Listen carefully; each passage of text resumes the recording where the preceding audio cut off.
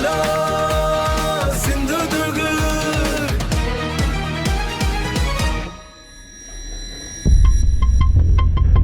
साधारण 1200हून अधिक गुंतवणूकदारांना मोठ्या नफ्याचं आमिष दाखवून 180 कोटींपेक्षाही जास्त रकमेचा घोटाळा करून आता फरार झालेले सचिन आणि प्रीती राणे दाम्पत्य मुख्य सूत्रधार सागर कारवडेकरच्या नावावर कशा पद्धतीनं चुना लावत होते त्याचा हा व्हिडिओ. या व्हिडिओतून सचिन राणे, प्रीती राणे आणि सागर कारवडेकरनं कशा प्रकारे ही फसवणूक केली याचा पोलखोल होत आहे. सागरने तुम्हाला 1000 दिले, हजार तारखा दिल्या असतील, पण मी पहिल्यांदा आणि शेवटची तारीख मागितली आणि 15 तारखेनंतर जर मी सांगते, मला मी फोनवर पण बोलली, 15 तारखेनंतर जर काही आमची कमिटमेंट मागे पुढे झाली तर आम्ही आहोतच ना तयार. बरं, आम्ही त्या सागरसारखे कळकुटे नाही आहोत किंवा पळून गेलेले नाही आहोत. प्लीज कोणीतरी रेकॉर्ड करा मी काय बोलते ते आणि टाका.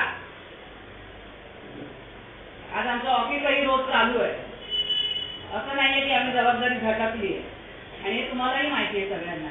आज माझं रडतं बाळ मी घेऊन आली, मी काय ते ड्रामा सांगत नाहीये. आज मला काय झालं किंवा मी एवढ्या लोकांमध्ये आली, इन्फेक्शन दिलं झालं तर भोगावा आम्हाला लागणार आहे, तुम्हाला तुमचे पैसे मिळणार आहे.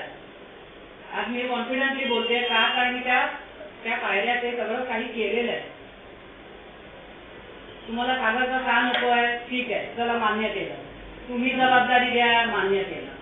तुम्ही पैसे द्या, मान्य केलं. सगळं मान्य करतोय ना आणि करतोय त्या ह्याच्यावर पावलावर पाऊल ठेवून आम्ही तुमचं ऐकून सगळं काही मान्य केलंय. फक्त ही माझी पहिली आणि शेवटची इच्छा आहे. मी तेच सांगते की 18 कोटीचा चेक घेऊन काय साध्य होणार आहे. आम्ही देतोय. आज माझे 10-12 दिवस याच्यातच गेले. 30 माझं भीती वाढलंय, पाय बघा.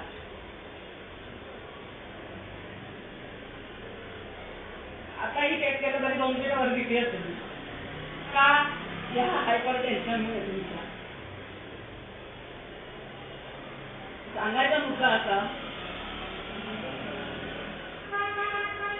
आज ऑफिस चालू आहे आपलं, सगळ्या गोष्टी चालू आहेत. आम्ही दोघं फोन उचलतोय, मेसेजला रिप्लाय करतोय, जे काही आहे शक्य आहे.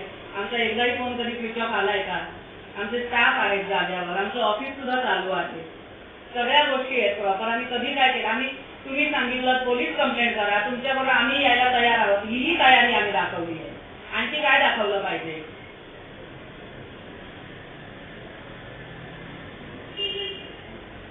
सांगा.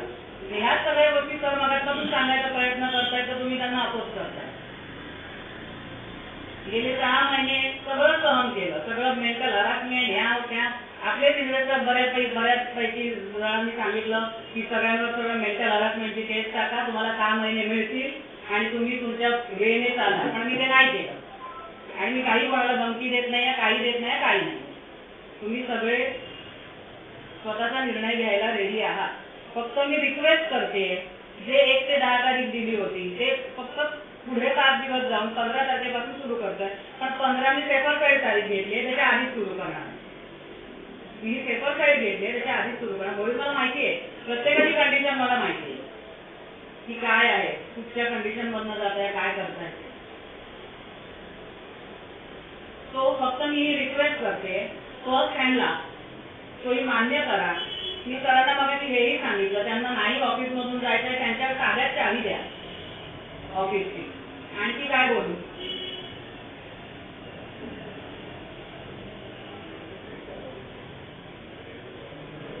आणि रोज असं जर व्हायला लागलं ऑफिसला येऊन तर मग कसं आम्ही काय जनरेट करणार आणि काय पैसे देणार सांगा तुम्ही.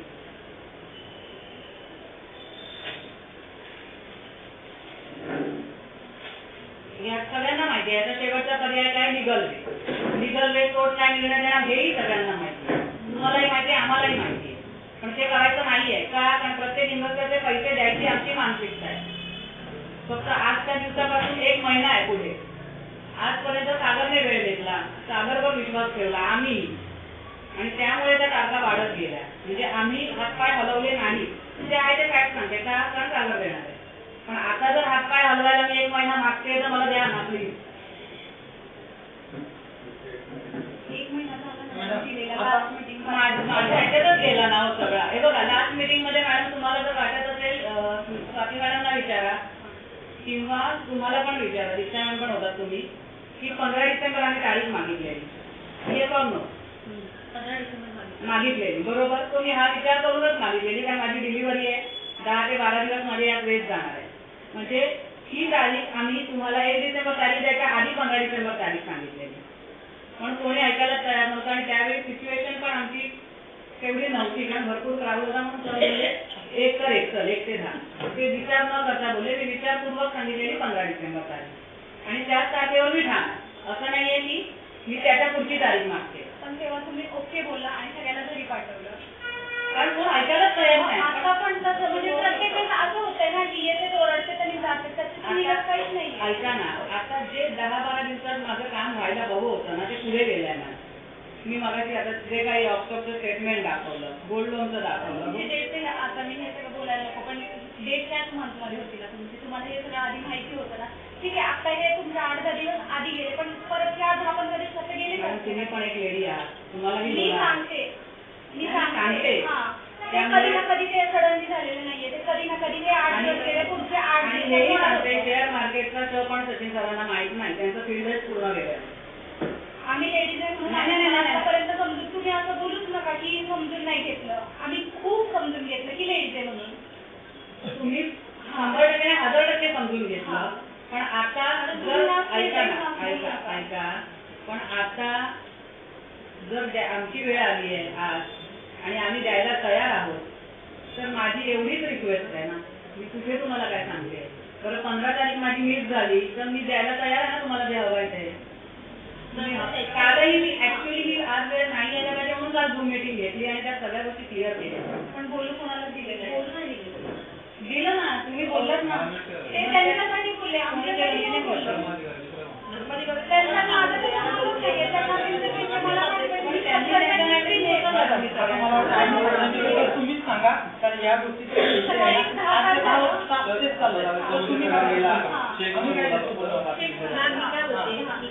तुम्ही आम्हाला 15ला पैसे देणारच आहात ना. तुम्हाला हे पूर्ण कन्फर्म आहे ना, 101% कन्फर्म आहे, मग तुम्ही आम्हाला चेक का नाही देतात?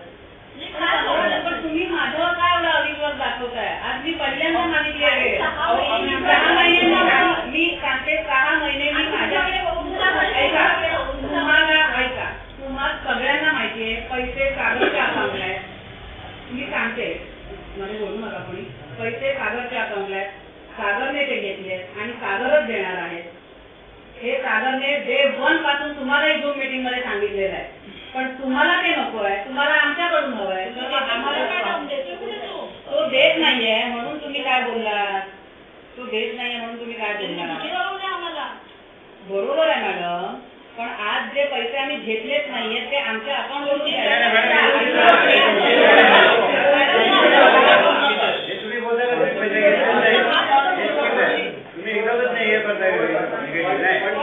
अकाउंट नाही, ते तुमचंच अकाउंट आहे. कारण तुम्ही सांगितलं होतं की सागर फक्त माझा भाषा आहे, त्याच्या नावाने आम्ही त्याच्या नावाने घेतो. हे ऑफिस तुमचं आहे, तुम्ही सांगितलं. त्याच्यानंतर तुम्ही सांगितलं सागरच्या अकाउंटला तुम्ही करा, आम्ही केलं. 99.9% सगळं तुम्ही केलंय, सांगितलं आणि 1% फक्त त्याचं नाव टाकलं आणि आता बोलत की तुम्ही सागरच देणार आहे. आज आम्हाला हा मोठा धडा आहे की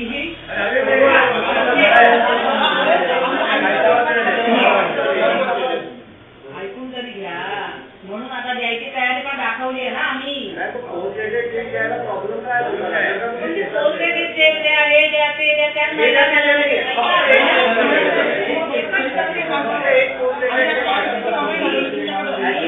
आयुष्याची कमाई घालून आम्ही सांगितलं नव्हतं. प्लीज परत मला ते सांगू नका. एक मिनिट, तुम्ही जेव्हा पहिल्यांदा इन्व्हेस्ट केले तुमचे सगळे पैसे 5 मिनिटात दिलेले आहेत. आणि 10 लोकांकडून पैसे घेऊन तुम्हाला इन्व्हेस्ट करायला सांगितलं नव्हतं मी कोणाला. 2,000 इन्व्हेस्ट करायला सांगितलं. मी आतापर्यंत नम्रपणे सगळ्यांचं ऐकून घेतलेलं आहे. खरं सांगते मी, नम्रपणे सगळ्यांचं ऐकून घेतलं आणि अगदी प्रामाणिकपणे सगळ्यांची बोलले. त्याचा हे परिणाम आज भोगावा लागतोय आम्हाला दोघांना. आज मी सांगते प्रॅक्टिकली की आम्ही देतोय, द्यायची मानसिकता आम्ही तुमच्या समोर आहोत. नाही, मी हेही काल मीटिंग मध्ये सांगितलं, झूम मीटिंग मध्ये, जर 15ला मी देते, 15 सोडा, चला 13ला 14ला देते, तर आदल्या दिवशी कोणाला देणार हेही मी सांगणार. केली मी सांगते नाही, आपण तुम्ही बोलला, जर मी 15 नाही दिली तर सगळ्या ते तुम्ही लिगल ऍक्शन घ्यायला तयार असू शकता. तुम्ही आताही legal action घ्यायला तयार राहा. आणि सांगते त्याच्याने आमचं काय होणार आहे? म्हणून मी तेच आमच्याकडे आज राहायला पाहिजे, आम्ही लिगल ऍक्शन काय घेणार? अहो सर जेव्हा मी तेच सांगतेय आज जबाबदारी घ्यावी लागेल. आम्ही तुम्हाला असं नाही म्हणायचं की 2 दिवसात सगळ्यांचे पैसे द्या. तुम्ही सागरला शोधायला वेळ घ्या, तुमचे पैसे जमा करायला वेळ घ्या. खाली बसा. तुम्हाला ऑलरेडी 30 नोव्हेंबर तारीख दिली होती. एक डेडलाईन वाटल्यास तुमच्याकडून तुम्ही डेडलाईन द्या आणि त्या डेडलाईनला तुम्हाला पैसे द्यावे लागतील. आमचं पेमेंट त्याच्यापेक्षा जास्त नाही आहे.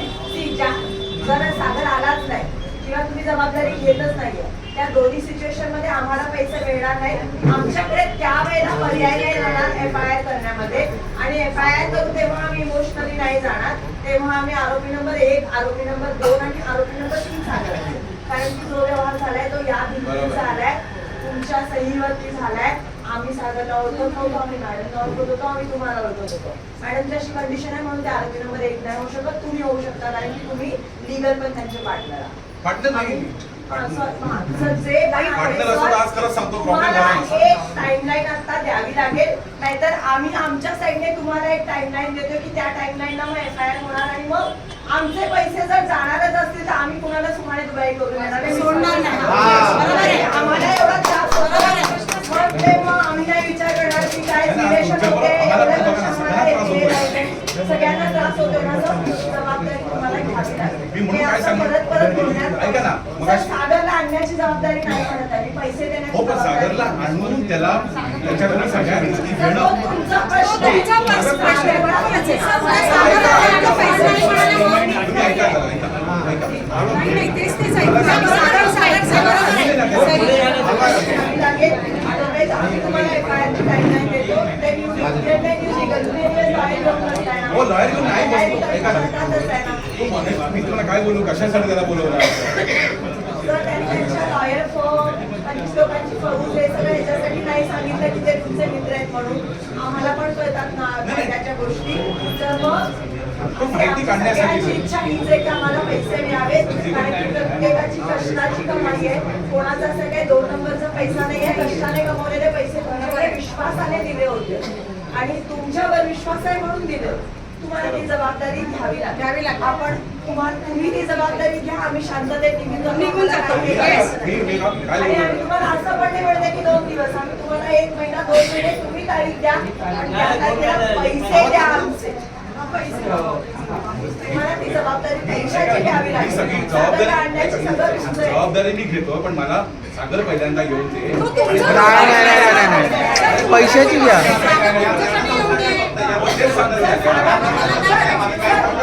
उद्या सकाळी आलाय, आज त्याला उपलब्धी झाली आणि उद्या सकाळी तो आला आणि जर सागरच्या अकाउंटमध्ये त्याने कुठेतरी इन्व्हेस्टमेंट केली आणि ती फेल गेली आहे किंवा एक समज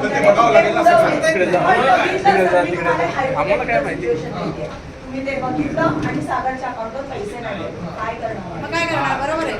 ऐका ना, माझ्याकडे एवढे पैसे नाहीत की मी कुठून देणार, मला सांगा ना. इन्व्हेस्टमेंट केली त्यावेळेला लक्ष द्यायला पाहिजे हो, ऐका. होतं. तुम्ही एक मोठी जबाबदार रक्कम तुमच्या नावावरती घेताय सर. पण आज ऐका हे ना, करायचं समजायला आज हे पाहिजे. सागरने सांगितलंय काय की फंड मला सेव्ह आहे. तुमचा बरोबर आहे, तुमचं बरोबर आहे. ते डाऊट आहे की सागरकडे पैसे आहेत नाहीयेत, हे तुमचं नशीब मला आहे. ते- पण सागरचे मला- पैसे ऐका ना, त्याला असतील. आल्याचं मला आम्ही जाणून तरी आमचा घेऊ दे. आवाज करू शकतो. आमच्यासाठी सागर 100% ऐका ऐका हो, थांबा जरा. बरोबर आहे तुमचं, अगदी बरोबर आहे. पण ऐका, मी आयो बघापासून एकच वाक्य, सागरला ओळखत नाही, मी नाही ओळखत, बरोबर. पण सागरला मी पार्टनर असतो आणि माझ्याकडे 50% अमाऊंट दिलेली असते, काही समजून घ्या. तर काहीतरी वेगळी गोष्ट असते ना. माझ्या अकाउंटचे स्टेटस पाहिजे देतो. पण नाही पण सर, हो सर, ऐका हो, ऐका ना, मला त्याला घेऊन दे, त्याला मी आणतोय समोर, हेच बोल. नाही पण सर लास्ट टाइम पण तेच झालं ना. लास्ट टाइम मग तुम्ही डोळे का झाकून ठेवले त्याच्यावर?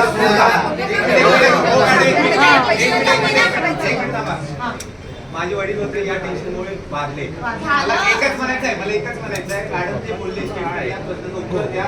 जे सागर आणा येऊ दे ना येऊ दे, तुम्ही एक तारीख द्या आणि त्या तारखेला पैसे आले पाहिजे, संपलं विषय. आम्ही आता निघून जातो. आम्ही हेच म्हणतो मगाचपासून. तुम्ही काही फिरून बोलू अगदी नका. बरं, फिरून नाही बोलत. काही एकच अरे कारण त्याच्याकडे फंड आहे सगळं. अरे मग 8 दिवस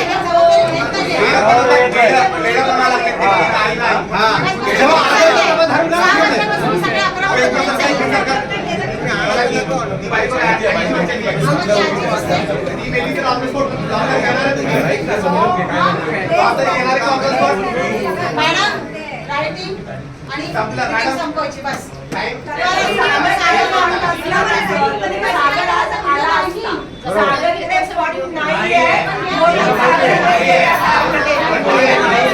पण नाहीये ते.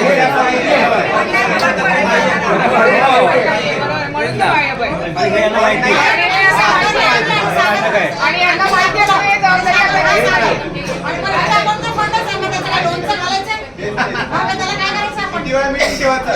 तारीख सांगता येईल करून तो already खोटंच बोलतोय. आज पण आला नाही. खोटंच बोलतोय तो. आज पण आला मे महिन्यापासून तो खोटं बोलतोय. तो ऑलरेडी सर तुम्हाला लास्ट टाइमला पण तो आलेला, मग तेव्हा तुम्ही का डोळे झाकून ठेवले? तेव्हापासून काम करायला सुरुवात करायला पाहिजे होती ना. तुम्ही तेव्हा का नाही मग पूर्ण त्याच्यावर पूर्ण मोकळं ठेवलं? हा चेक आला, चेकची कॉपी तुम्ही विचारायला पाहिजे होती. हे काय विचारलं नाही तुम्ही.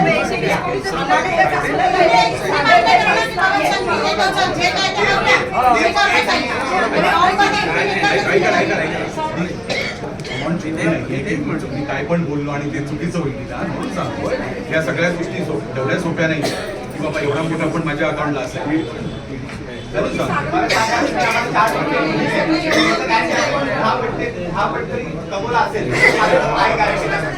10% जर तुम्ही आम्हाला देत असेल, बँक पण देत नाही, गव्हर्नमेंट पण देत नाही.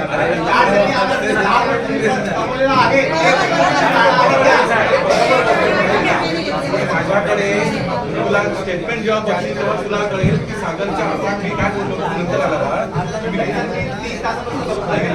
काय बोलतो मला एवढंच माहिती आहे. उगाच काय पण टक्के बोलाय अरे एवढे असं टक्के तिथे काय नसते काय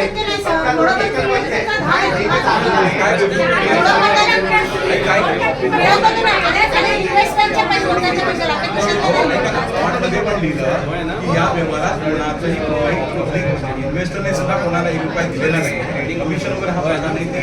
आता ऑनलाईन सगळं स्टेटमेंटमध्ये कळतं की बाबा अशी काही अमाऊंट कोणाच्या आली तर केवढा मोठा गोष्ट असेल मी विचारला. म्हणजे बोलायचं म्हणून काही बोलूया. तुमचं पण बरोबर आहे की अशा व्यवहारामध्ये तुम्ही जबाबदारी घ्या आता, नाही तर आम्हाला आताच FIR करावं लागेल. नंतर करायचं तर आताच करू आम्ही. मग जबाबदारी घ्या तुम्ही. आता 2 महिन्याने बोलणार नाही, मग तेव्हा FIR करणारच ना. आताच करूया मग त्यापेक्षा. जाऊ दे, दिवाळीतच जाऊ दे, बसून दे आतमध्ये त्यांना, त्याशिवाय नाही कळणार. गैरसमज काय? इथे 6 महिने झाले गैरसमज झालं.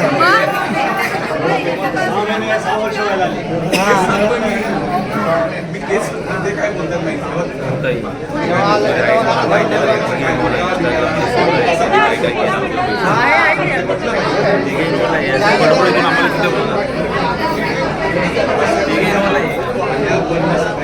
सगळं माहिती आहे, सगळं. सगळं माहिती. आता घरी जाऊन सागरला दुसऱ्या मोबाईल कॉल करणार. सगळं अपडेट देणार आणि मग नंतर मी असं फक्त त्याच्या माहितीमुळे मला फायदा होत होता म्हणून मी लोकांना सांगितलं. हे तुम्ही रॉंग बोलले. पहिली गोष्ट, तुम्ही तुमच्या स्वतःच्या व्हॉट्सअप अकाउंटला तुम्ही पब्लिश करत होता की तुम्हाला इन्व्हेस्टमेंट हवी असेल तर तुम्ही आमच्या ऑफिसला या. All transaction place of your office. तुम्ही लोकांना बोलवलं इथं, तुम्ही लोकांना इथं साईन करून दिलं, स्नॅक्स दिले लोकांना मॅडमने, आणि तुम्ही स्वतः ॲश्युरन्स दिला की आम्ही स्वतः आमच्या थ्रू ट्रेडिंग करतो. जे आम्हाला मेसेज येत होते पेआउटचे ते मला वाटतं तुमच्या परफेक्ट येत होते. त्याच्यामुळे फ्रीमध्ये तर तुम्ही करणार ना. सागरने केलं आम्हाला बरोबर. हा शब्द कळतोय. नाही आणि तुम्ही सर फ्रीमध्ये करत होतात का एवढं ट्रान्झॅक्शन तुमच्या स्टाफला घेऊन तुम्ही? स्टुडंट होतो. हां, मॅडम आम्हाला शिकवले होते ट्रेडिंग. मॅडमच्या विश्वासावर आम्ही मॅडमला बघून पैसे दिले होते, तुम्हाला बघून पैसे दिले होते आणि तुमच्या ऑफिसमध्ये येऊन पैसे दिले होते. आम्ही त्यानंतर त्या पैशाचं तुम्ही कोणाच्या अकाउंटला घेता? मॅडमने आम्हाला हे सांगण्यात आलं होतं की ते सेबीचे रजिस्टर्ड NSE चे मेंबर आहेत. असल्यामुळे आम्ही ट्रेडिंग आमच्या नावाने हां, पैसे घेऊ perfect. शकत नाही. म्हणून तुम्ही ह्या व्यक्तीच्या नावाने करा. तो आमचा सक्का भाचा आहे.